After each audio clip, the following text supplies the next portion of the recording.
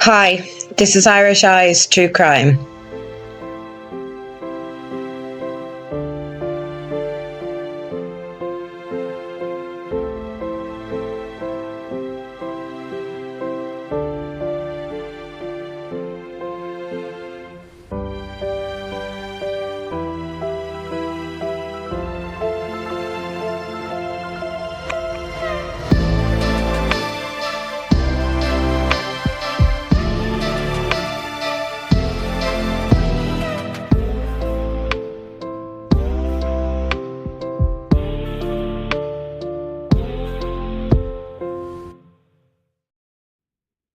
Hi everyone, welcome back to Irish Eyes True Crime. Today I will be talking about a few different things, so bear with me while I go through them. When I'm doing the videos, I try my best to have a backup to what I have said. I normally store the stuff like in hard drives and on my computer, to back up what I'm saying. I don't always put that information on the videos because it can make the videos very long. As you seen when I covered the family and friends, how long it takes to do these videos. And sometimes I want to get the information out as quick as possible. But that's not to say that I don't have it backed up when I done my research. I have that in the background. Just in case somebody says anything, I have it there if they want to see it. It might be in video format, photographs, or transcripts. But I hold on to everything. Sometimes I could know things for weeks and I want to do a video on it. But as I said, I'd know about it a while ago. But I can't do the video because I have to try remember where I saw this information. I have to try find out where some information comes from. It's like one part in today's video. I knew about it because I had seen something on Facebook, but I had to find the original source of where it came from, if you know what I mean, to back up what I'm saying. Now, I won't be showing the video on it, but I'll be able to give you the link to find it. Now, I try to deal with facts and then give my opinion on those facts and ask other people what they think, what their opinion is as well on those facts. And that's a normal thing to give opinions on things. Now, I can't help where the information leads to. I'm not out deliberately trying to say it's such a person or it's this person. I'm trying to look at everything in the case that is strange and not quite right. And that's why I talk about everybody in the case and that was around that morning or had done things that seemed strange, leading up to the case, even when I was talking about family and friends and stuff like that. Like, I'm just pointing out what doesn't seem right. It's not saying they had anything to do with what happened to Nicola. But I know in my heart, I know something happened to Nicola. And I don't believe the police, and I don't believe what the inquest had said happened to Nicola. I definitely don't believe it because they didn't prove that at all. In fact, they actually cemented the fact that something happened to Nicola. So I want to start off this video just to show you video clips of that Curtis Media had taken.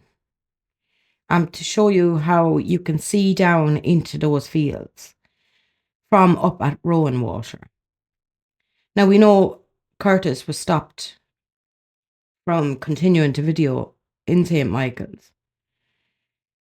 But he had said at the time that it was okay for us to use the videos. Because obviously he still wanted Nicola's case to be solved. So from one of his videos, you can actually see at least one of the houses at Rowan Water from the kissing gate or the bench area.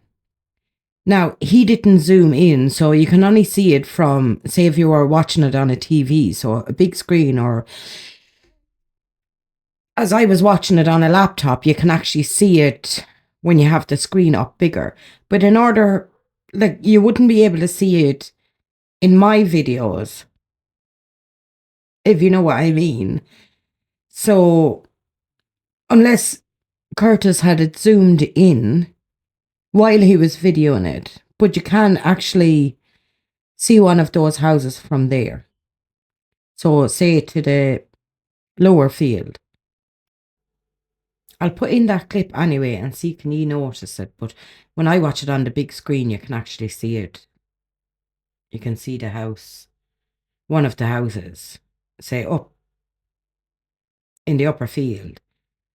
You can see one of their own water houses through the trees. So there is a chance that somebody could have seen down at that bench area and how many people was down there. But also in the second clip, the second video I'll play, you can actually see down into the upper field from walking through the end of Rowan Water. So you'll see that in his second video as well. As I said in my previous video, part of Rowan Water is higher up.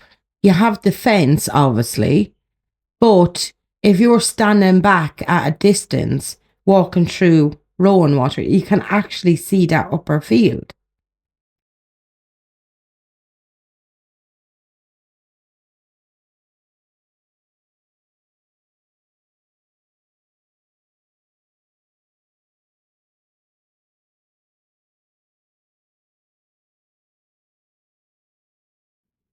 So one of the houses that you can see from that area in Rowan Water, it's in between those trees that I circled.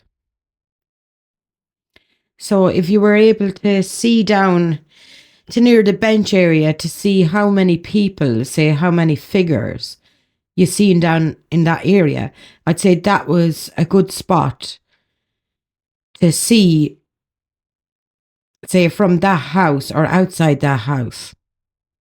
You can see down in towards the bench. So just to reiterate, from that house or outside that house, it's possible to see down to the bench area and cover that lower field. But also now moving on to the other video, we're standing up in Rowan Water. You can actually see down into the upper field where Nicola was last seen alive. Now, while Curtis moves along here up to the upper field, and the closer he gets to Rowan Water, when you're up at the far bank looking across at Rowan Water, you can see that it's higher than that area. And someone standing up in Rowan Water can see the upper field. When you're directly across from Rowan Water, you have a great view of who's walking along that path. And you'll see when he's directly across from it how much higher Rowan Water is. From both places in Rowan Water, you can only see certain parts of the fields. But as I say, you would see figures and be able to count how many people's in the field if they're in the areas that they can view it. But certain parts of it, especially over in the very top of the upper field, you wouldn't be able to see it as it's closer to the water's edge. And also there's some bushes between Rowan Water and the upper field where you wouldn't be able to see.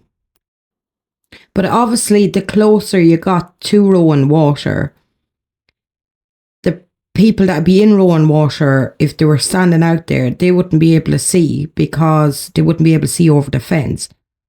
The further away, they can see all right, but the closer you got to that fence, you wouldn't be able to see. I also wanted to talk about the area where Nicola was last seen in the upper field. According to the police, they showed where Nicola was last seen, but then the family had went against where Nicola was last seen. They went against the police and said that Nicola was closer to Rowan Water. And the family said the reason that they said that was because from speaking to people in the field, say the next morning when they had went out to the fields with Willow. And remember, I had said that Paul and his friend had went out to the fields on the Saturday morning. So they said that they got that information, say from the people there, that Nicola was closer to Rowan Water. So I was wondering, how did the family know that information? Like, who gave them that information?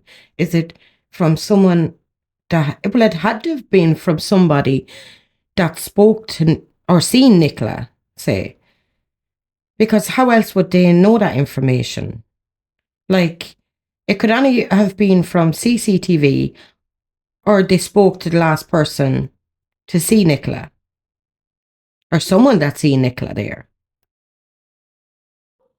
And according to police, the last person to see Nicola and the only person that would have been in the upper field was Claire Chesham. Now, I wondered then, was it the police got it from data on Nicola's phone that she was there, but they can't pinpoint with accuracy that exact place because, as I said before, you have to allow for even 24 foot, say, of a distance either side. So, for me, the data couldn't have pointed an exact location. It's not possible, like, because, like, they couldn't give that guarantee with the phone data. It's not that precise. So that leaves Claire Chesham, that was the last sighting she gave.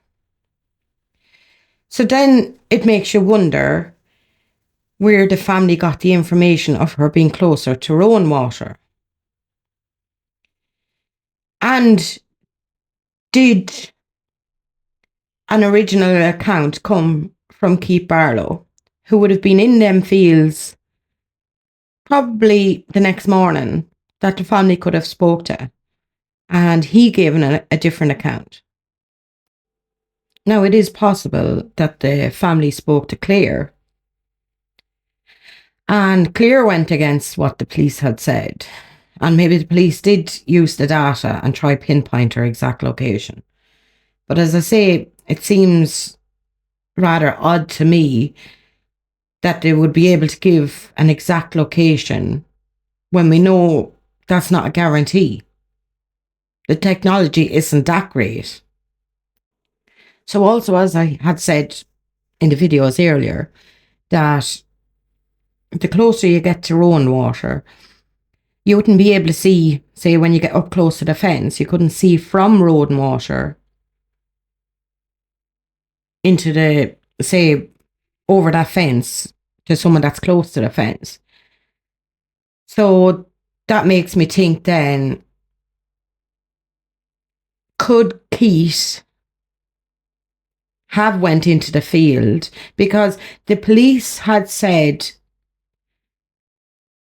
that he left Rowan Water at 9:35, but they didn't give, say, CCTV image of him leaving at that time.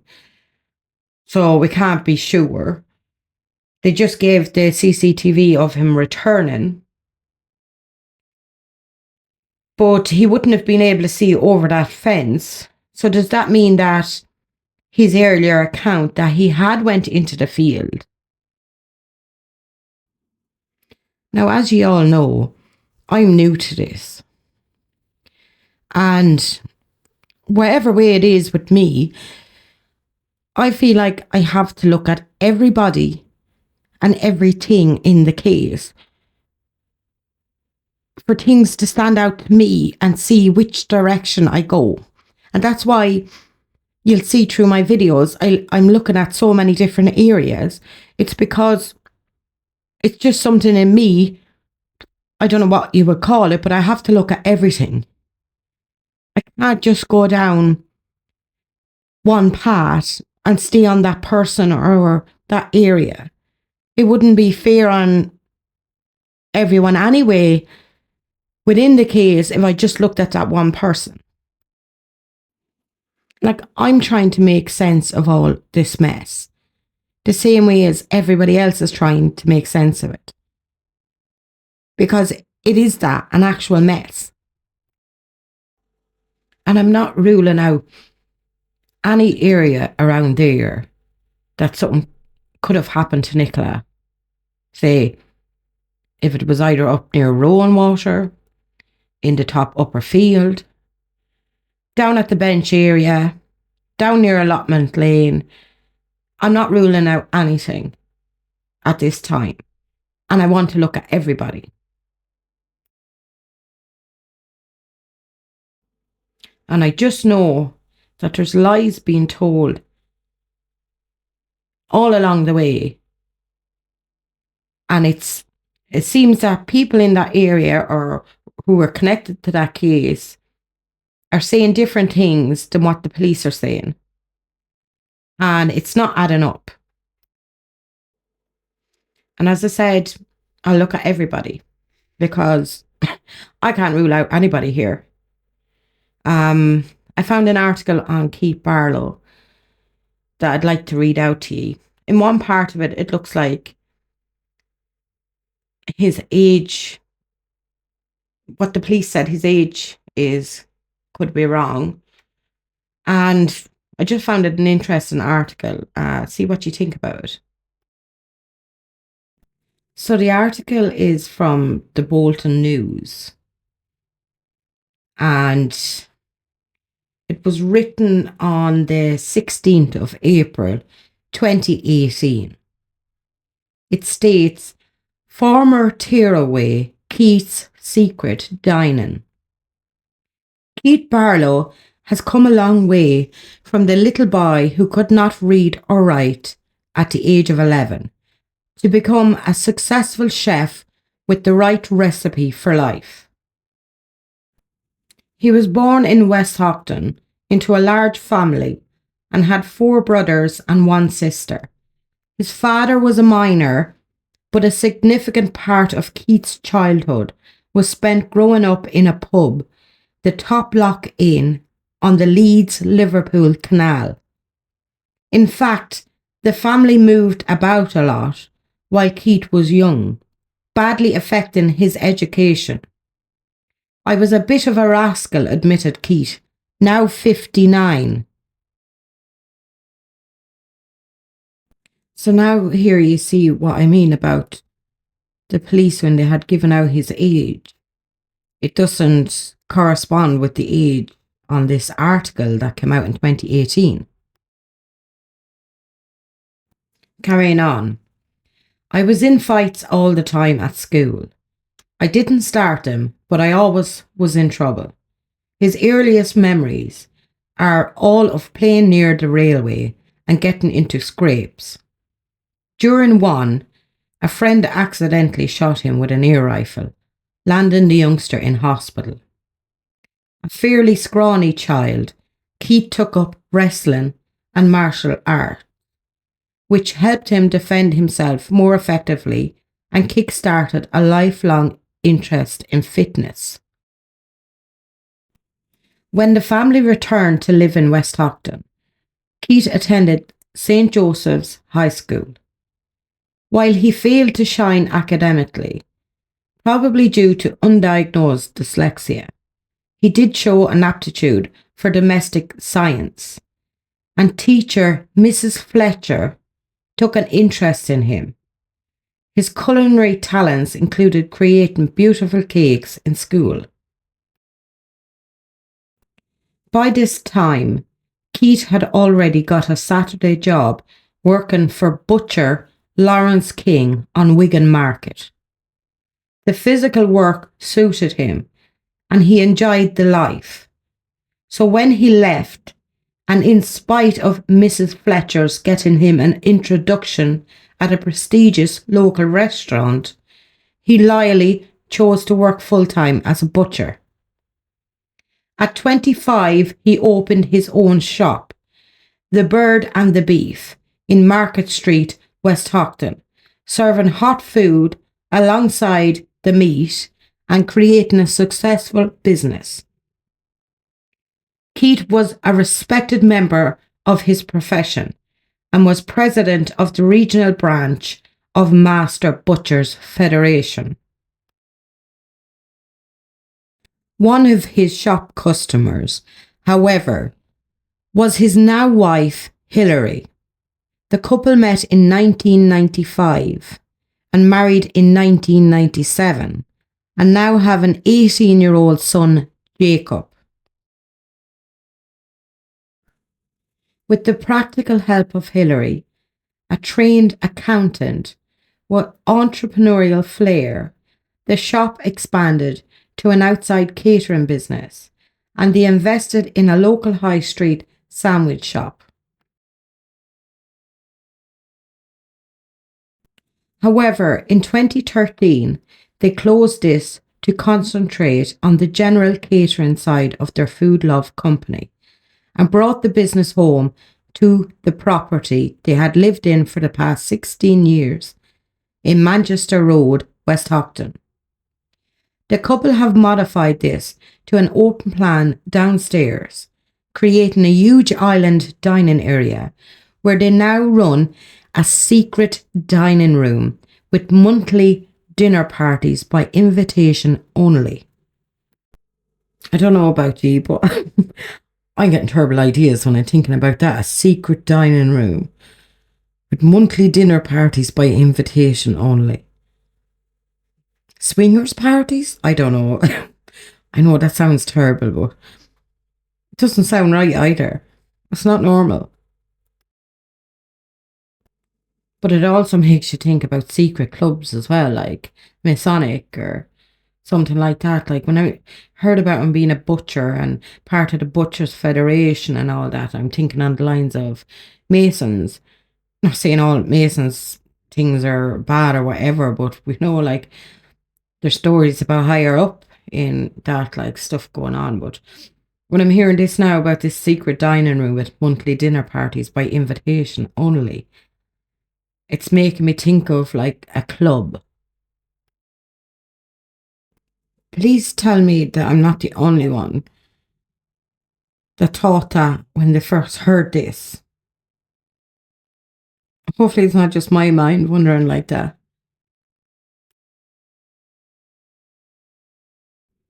Anyway, moving on. Keith provides desserts for local restaurants on a regular basis and also shares his skills and expertise in cookery classes. Everything, however, has not been plain sailing. 2 years ago, out of the blue, and in spite of being a very fit man, he suffered a heart attack and had to have open heart surgery. This was so complex that a video of his second 5-hour operation is now used to train surgeons. Keith, though, came back from this and now has a clean bill of health. He did a Born Survivor SAS 10k run and 10k assault course just 5 months later. Today, Keith, a gym regular, is well and loving his lifestyle. He says that it always feels good when people enjoy his food, and online reviews reveal that many people do. As for Keith himself, he says he's a lucky man in his personal and his professional life, and that is something that faraway young boy could never have foreseen in his future. So what do you think of that article? I thought it was very interesting. First of all, we know the police were looking for a man in his 70s with a white fluffy dog. But that wasn't his age. He was 64. I thought it at the time when I was looking at videos of him. There's no way, like, he doesn't seem that old, like. But anyway, that was wrong anyway, his age. But plus, like, as I said, like, thinking about these private dinner parties and all. And that he was a bit of a tearaway when he was younger. But I just thought it interesting, and I said I'd read it out to you all. And also, as I said, nothing is ruled out for me. So if something happened up at Rowan Water, it's still not ruled out. So I'd rather talk about everything. I wonder why the Barlows decided to move to St. Michael's when they had set up such a, they say, a good life where they were. And did they continue on with these dinner parties in St. Michael's? Because I tell you, it'd be a strange enough place for it there, because so many strange things goes on there. I tell you, nothing would surprise me anymore, like what you'd learn about in that area, St. Michael's. And anything with this case, because it's just so strange. I just want to go back to Claire Chesham as well, where she was meant to have seen Nicola at 9:10. That she was just starting her second loop of the field at the 9:10. Now, I don't know how long it'd take to do that second loop of the field. But Claire Chesham was leaving the field at 9:15, say. And they said that at 9:18, she was on the river path, just coming up to Allotment Lane, and she was captured on CCTV there. Now, the CCTV they put up, the picture they put up, I can't see anybody in it. I don't know whether any of you can see it, but there's literally nobody in the footage. Now, maybe they done it by, when they were looking at it, they seen movement on that camera, and that's how they judged what time she had made it up towards Allotment Lane at 9:18. Remember, the police were telling us all along that Nicola's phone made it to the bench at 9:20. But we're told that Claire had been on the river path and captured, must have been by Penny Fletcher's CCTV. I told you the picture, you can't even see anyone in it. She was captured on that at 9:18 after leaving the field at 9:15. But we're supposed to believe that Nicola was that fast behind her that the phone made its way to the bench at 9:20. But in fact, they're trying to say at 9:18 she's already at the bench and she's turning up the volume there. And Claire is just after leaving, and at 9:18 she's just made it close to the bottom of Allotment Lane. I'm just pointing out how close it all is. Like, if Claire's leaving that field, say at 9:15, and Nicola's already at the bench at 9:18 and turning up that volume. Like, it all seems very close together, if you know what I mean. And I don't know, it just It just doesn't make sense to me.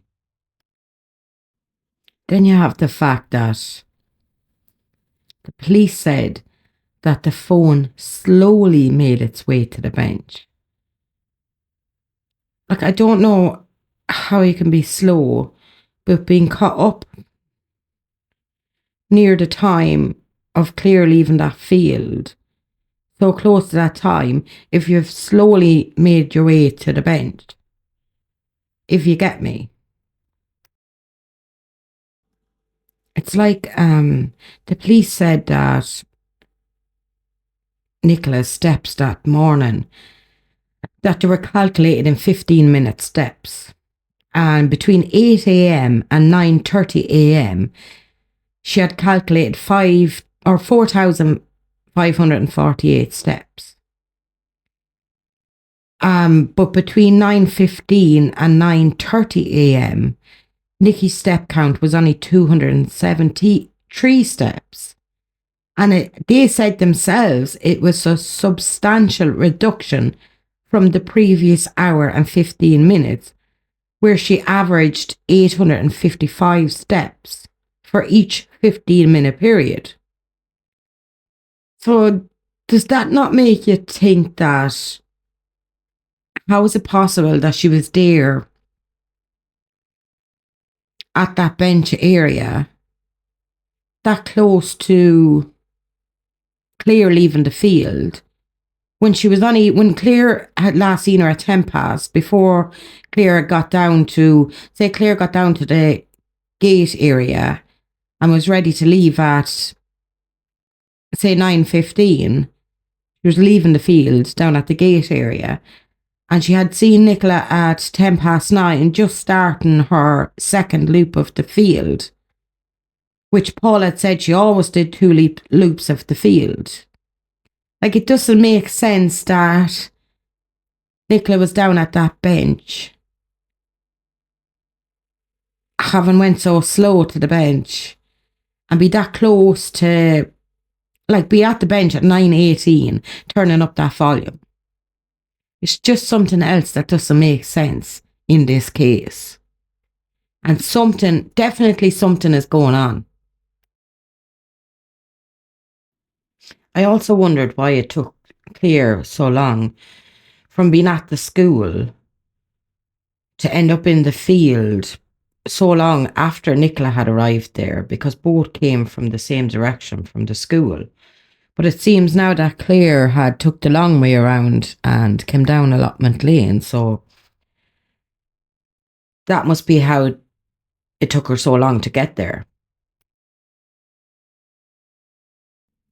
I was thinking as well that, looking at this picture here, the CCTV, is this the camera that they were relying on with Penny?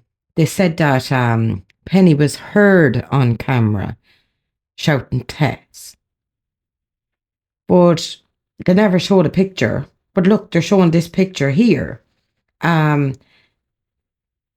Did Penny avoid this bad camera by going through the Hughes, through the new gate that's there?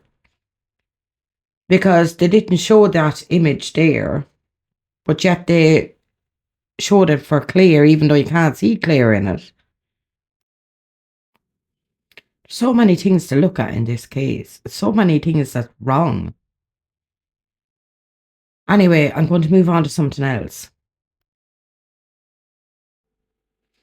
So I had put up a community post and asked you all to watch, I don't know whether you all seen it, but if you haven't seen it, I'm hoping you go and watch it. Vicky Marie had put up a video and I found it very interesting, because she had somebody at the inquest taking down notes and, to try capture information that might not have been put out into the mainstream media. Now, she had found out that Nicola had petechia hemorrhaging in her eyes. And that's association with asphyxia. And it's rare say with drowning cases, it's rare. It's not that it doesn't happen, but it is rare.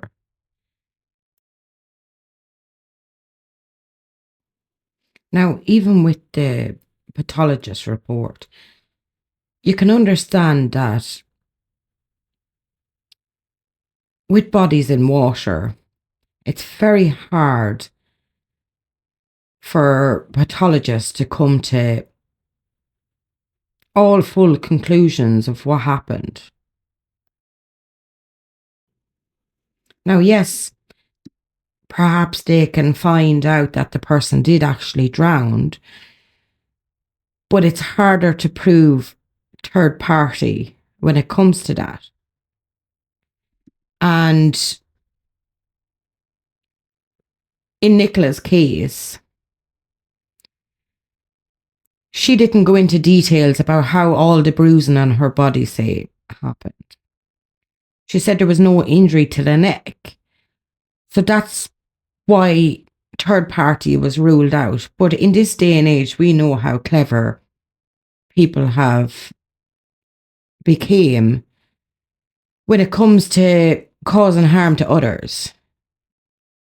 Because they know about DNA and markings on bodies and stuff like that. But also in the cases of drowning somebody, like, I'm sure they've found other ways of not leaving marks on necks, because even with strangulation without drowning, they have figured it out how to do it without leaving marks on somebody. Just put it that way. Also, Vicky Marie had said about the person she had at the inquest had wrote down that there was loads of bruises on Nicola, including on her back. And I just don't understand how she'd have a big bruise on her back. Like, at the fact that, you know, I showed pictures before of the position of a body when it's floating. I can't understand how she would be upside down in the water, banging off things.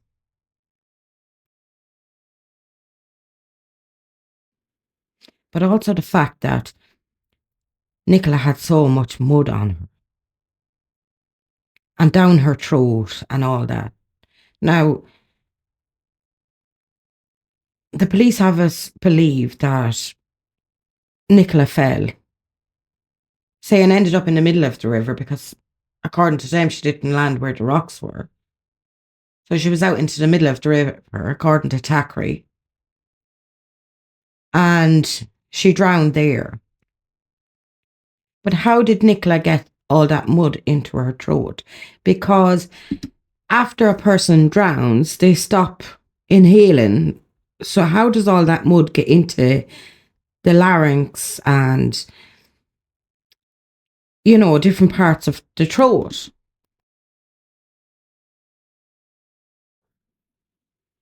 But let's say somebody was standing on her back. Just saying. Let's say someone was standing on her back that left them marks on her back, and her face was right into the mud, in the water, and the face down again, the mud. Now, you could understand that would be the last thing that she had sucked out and into her lungs and larynx and all that. Then I could picture that in my head. It doesn't have to be in the area in front of the bench.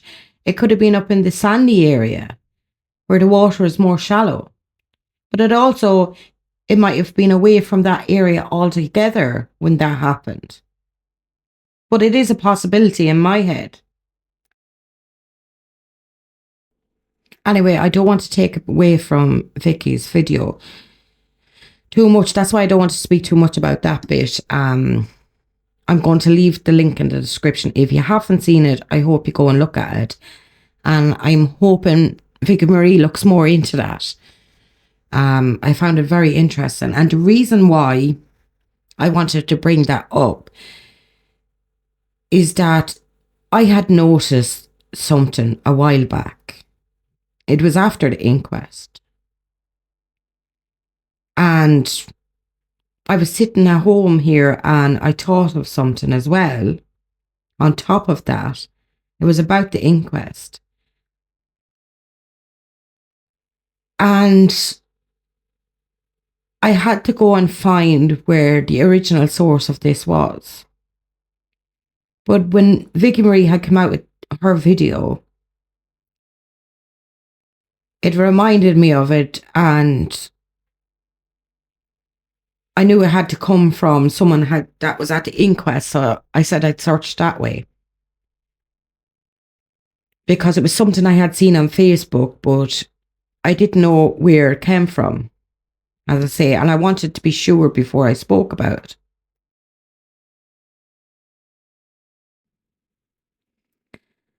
So I'll talk about the original source first, because just to get that out of the way. Maria Solars had been at the inquest and she put up a video. And this is where the information came from that gave me the idea when I was at home. So I leave a link for the video in the description for Maria Solars' video as well, so you can check it out yourselves. I'm just going to go over the bit that I want to talk about because, as I say, I don't want to take too much from all the work that these people have done, but I do want to talk about it. So I'm really hoping that you will go and check out the links in the description. If you haven't watched these already, please go and look at them, because it's only fair that they get the views for that information. So Maria had wrote down that Nicola had some very large bruises on her body. And one of those bruises, which was quite a big bruise, was an L-shaped bruise on her left thigh. And it was about 14.2 centimetres long. Now, I was sitting in my kitchen one day after that, and it wasn't long after Maria had put out that video. As I say, I was sitting there in the kitchen and I was wondering what would make that kind of a bruise, an L-shaped bruise. But I just looked to the chair beside me, and this is what I saw. My walking stick. We know walking sticks come in many different shapes,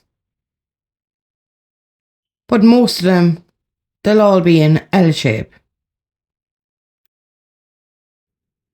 Could you imagine getting whacked with one of them? The mark that it'd leave. And that's the picture that came in my head when I heard about the L-shaped bruise. Now, I'm 45 and I have a stick. I don't have to use it all the time, but it does go to show you, it's not always elderly people that have sticks, but majority of elderly people would need a stick going on long walks. Well, not majority of them, but some of them could possibly need sticks. And we know there were several people that was a good age around that area that morning. It even brings me back to the video that Sky News had done, and they captured Ron, on the video, and we were wondering, was that planned, or did he go out there just to see what was going on and see could he find out any information? Lo and behold, Ron, aka Roger, he was going around with a branch of a tree as a stick. Like, was that just to show that he doesn't go around with sticks, like walking sticks, but he had a branch of a tree? Considering all the bruising that Nicola had on her body, I'd say she took an awful battering before she died. And that's just what I think, because we know there's a difference between bruising before death and what they call marks on the body after death. And I think she took some battering before she died. You know, from the last video where I had mentioned about the harness and the whole thing that went on around the harness and the different stories, the harness moving by itself, you know, things like that. Like, it does make it very suspicious. And remember, if we were to listen